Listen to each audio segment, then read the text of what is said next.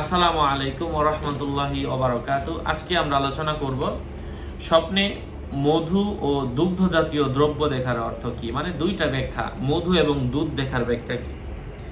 সাথে আছি আমি মুফতি জুবায়ের ইমাম। আলোচনা বুঝতে সাথেই থাকবেন। এখনো যারা চ্যানেলটি সাবস্ক্রাইব করেননি সাবস্ক্রাইব করতে ভুলবেন না।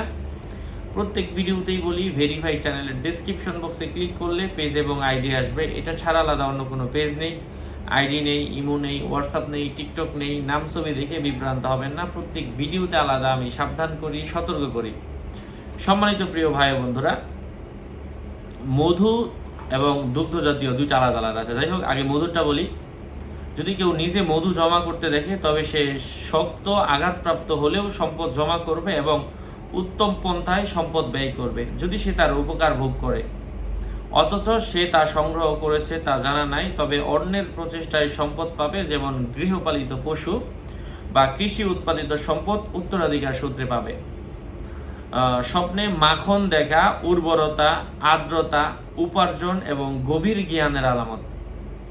এটা এর কাঙ্ক্ষিত বস্তু সহজ হওয়া অথবা জাগ্রত অবস্থায় কাঙ্ক্ষিত বস্তুর প্রতি চেষ্টা করার অর্থ বহন করে। আবার মধু থেকে তৈরিকৃত হচ্ছে ঘি।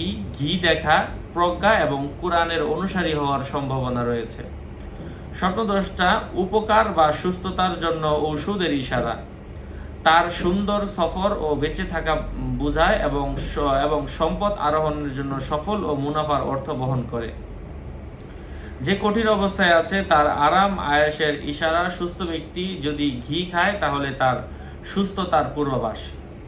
স্বপ্নে পনির দেখা জ্ঞান, প্রজ্ঞা, সম্পদ ও জীবিকা উপার্জনের আলামত। কখনো বর্ধনশীল মাল, গোলাম এবং চতুষ্পদ জন্তুরও অর্থ বহন করে।